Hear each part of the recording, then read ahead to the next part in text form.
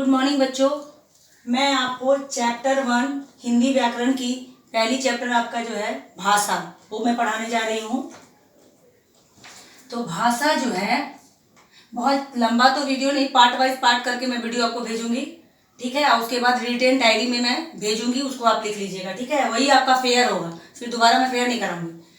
भाषा जो है वो भाष धातु से बना है। अब बोलोगे धातु क्या है, ये आपको तो जानना नहीं है, बट आपको जानकारी के लिए मैं बता दूं। धातु जो है वो संस्कृत धातु जो है वो मूल शब्द से आया है।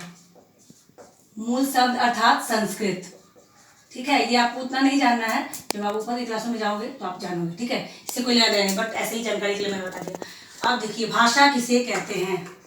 भाषा यहाँ मैं सिर्फ और सिर्फ एक्सप्लेन करूंगी ताकि आपको अच्छे से समझ में आए, बस मुझे एक्सप्लेन करना है।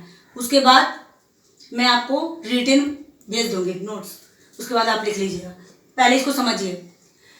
भाषा वह साधन है या भाषा वह माध्यम है जिसके द्वारा हम अपने मन के विचारों का आदान प्रदान करते हैं। जैसे कि अभी मैं आपको बता रही हूँ, आप कैसे उसको ग्रहण कर रहे हो, सुन के ग्रहण कर रहे हो, है ना।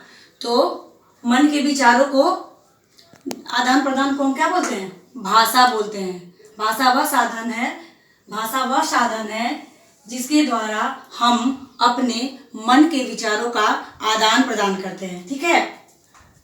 अब देखिए भाषा जो है उसका 3 भेद है। पहला आपका हो गया मौखिक, ठीक है। पहला मौखिक और दूसरा हो गया लिखित, ठीक है। उसके बाद हो गया सांकेतिक, ठीक है। मौखिक, लिखित और सांकेतिक।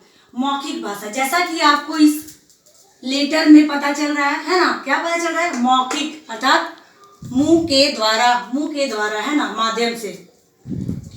मुंह के द्वारा जब हम अपने विचारों को व्यक्त करते हैं, अर्थात कि बोल के जब हम अपने विचारों को व्यक्त करते हैं तो वो भाषा क्या कहलाती है, मौखिक भाषा कहलाती है। बोलकर जब हम अपने विचारों को व्यक्त करते हैं तो वो जो भाषा है वो मौखिक भाषा कहलाती है। और दूसरा उसे कैसे ग्रहण करता है, सुनकर ग्रहण करता है।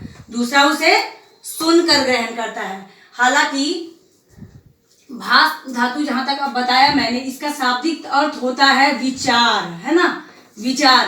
तो इसी से आपका भाषा का जो डिफिनेशन है वो निकल के आ गया, सारा भाषा का डिफिनेशन उसी से निकल के आ गया। अब आ गया आपका लिखित भाषा किसे कहते हैं, सेम यही है। इसको बोलकर, और इसमें भी लेटर में आपको पता चला लिखा हुआ है ना, अगर ये मात्रा को हम हटा दें तो क्या लिखा हुआ है, लिख। तो लिख कर जब हम अपनी किस चीज को बयान करते हैं, भावनाओं को व्यक्त करते हैं, लिख कर व्यक्त करते हैं, तो वो जो भाषा है वो कौन सी भाषा कहलाती है, लिखित भाषा कहलाती है। कौन सी भाषा कहलाती है, लिखित भाषा कहलाती है। लिख कर इसको कैसे व्यक्त करते हैं, लिख कर व्यक्त करते हैं। और सामने वाला इसको कैसे ग्रहण करता है, पढ़कर। कैसे ग्रहण करेगा, पढ़कर इसको वो ग्रहण करता है ना। तो मौखिक भाषा किसे कहते हैं, जब बोलकर हम अपने विचारों को व्यक्त करते हैं, दूसरा उसे सुनकर ग्रहण करता है, तो वो भाषा हो गई मौखिक भाषा। और लिखित, जब हम लिखकर अपने विचारों को व्यक्त करते हैं और सामने वाला उसे पढ़कर ग्रहण करता है, तो वो हो गया मौखिक। और तीसरा आपका हो गया सांकेतिक। सेम इसमें भी वही है, जैसे कैसे बताया मैंने, ये मुख से, ये लिखकर, और ये संकेत के माध्यम से। ये हो गया संकेत के माध्यम से, जब इशारों के माध्यम, संकेत अर्थात इशारा करना, तो इशारे के माध्यम से जब हम अपनी भावनाओं को व्यक्त करते हैं, इशारों के माध्यम से, इशारे के माध्यम से जब हम अपनी भाषा को व्यक्त करते हैं, तो वो भाषा कौन सी कहलाती है, सांकेतिक। इसको हम समझते हैं, जैसे कि अगर आप लोगों ने सबने क्रिकेट देखा होगा, क्रिकेट खेलते हो तो कैसे अंपायर कहता है आउट, तो वो क्या होता है, वो उसका इशारा होता है कि प्लेयर जो है वो आउट हो चुका है। ऐसे ही जब वाइड बॉल जाती है तो क्या करता है, वो इस टाइप से इशारा करता है। तो इस इशारे का मतलब होता है कि बॉल क्या गई है, वाइड गई है। तो वो यही होता है सांकेतिक भाषा। उसी तरह से जैसे कि आप चौराहे पे जाओगे और चौराहे पे जाने के बाद आप देखोगे कि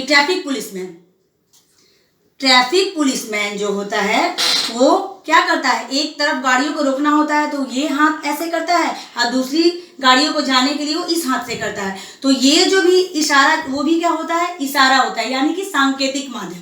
ठीक है।